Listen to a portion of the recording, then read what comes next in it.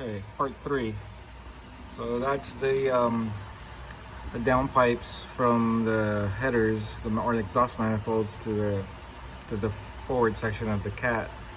I replaced those springs and bolts because they were very rusty, and I've coated all of them with anti-seize. Just about every nut and bolt I touched, I coated with the threads with anti-seize, so that whoever tries to work on this next wouldn't be such a terrible atrocity dealing with rusty threads.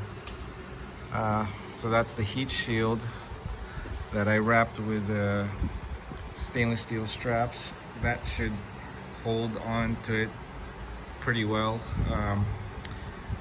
The heat shield, even though it's rusty, shouldn't be removed because it does help with the heat, and this it does have some sound deadening material inside it still, so it helps from keeping the noise down from entering the cabin.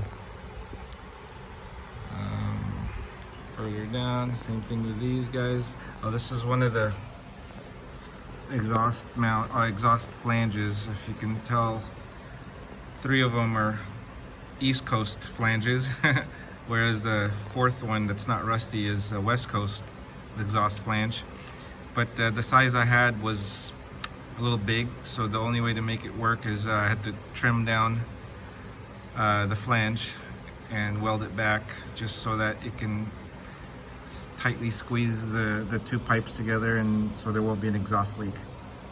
This is pretty secure. Also, all those bolts and nuts they're not new, they're used, but they're in very good condition, and I coated them also with anti-seize.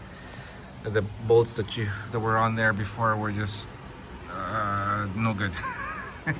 Couldn't reuse them anymore, they were just too rusty. And then going back, the Pitman arms, these are basically, they tie the trailing arm to the subframe. These were replaced. And then there's the rear subframe bushing. That was also replaced.